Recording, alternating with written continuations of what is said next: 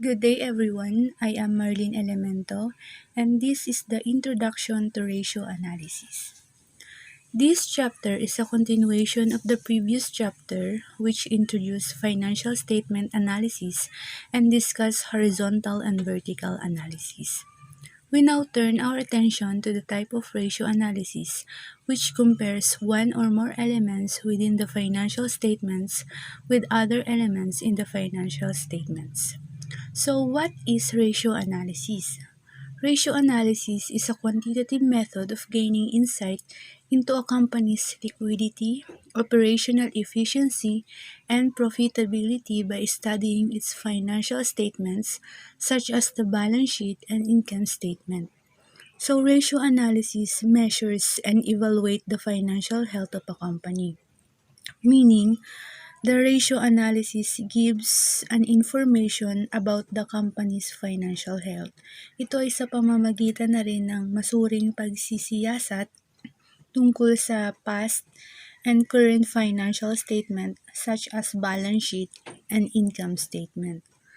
Ratio analysis is a cornerstone of fundamental equity analysis.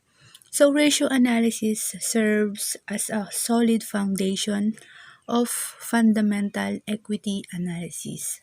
So when we say fundamental equity analysis, it determines whether a security is correctly valued within the market.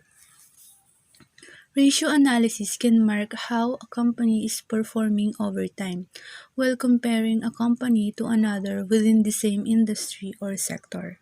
So ratio analysis make a comparison between companies. So they evaluate their performance over time by comparing data to demonstrate how a company is performing. And it also used to estimate future performance. But take note that the ratios are typically only comparable across companies within the same sector. While ratios offer useful insight into a company, they should be paired with the other metrics to obtain a broader picture of a company's financial health.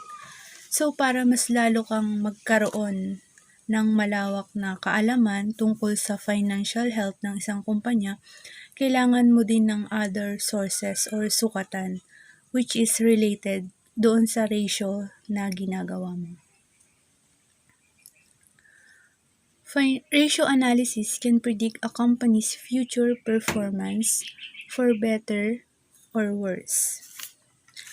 So, ang mga analyst kasi is nagre-rely sila on current and past financial statements para makakuha ng data and ma-evaluate ang financial performance ng isang company.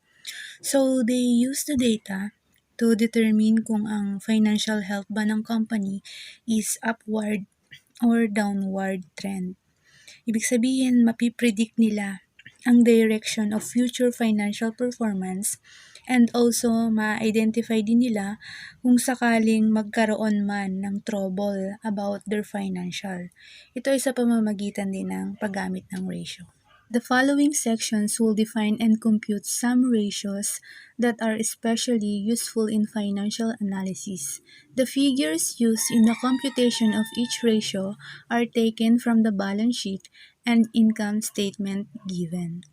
Since ratio analysis compares line item data from a company's financial statements to reveal insights regarding profitability, liquidity, operational efficiency, and solvency, here are the examples of comparative income statement and comparative balance sheet. So from the word itself, comparative, meaning it compares data. So the company comparing their financial performance during the year 2012 and 2013. So in this comparative income statement, their net income increases from $55,000 to $86,000. So dito pa lang malalaman mo na kung ano yung naging takbo ng financial performance ng isang company. At ganun din dito sa comparative balance sheet. From 2012 to 2013, it increased their total assets, total liabilities, and the stockholders' equity. Investors in a company's stocks are mainly interested in profitability, both in the short run and the long run. Short-term creditors are concerned with liquidity, whether the company will be able to pay its accounts payable and short-term loans. Long-term creditors want to know whether the company will be able to meet its obligations for interest payments and principal repayment over the time horizon of the debts.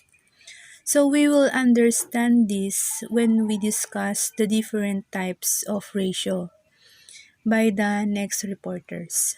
So the ratio that will be discussed in this chapter can be categorized into four types as follows: the profitability ratios, the liquidity ratios, activity ratios, and debt and equity ratios. So that's the short introduction about the ratio analysis. Thank you for listening.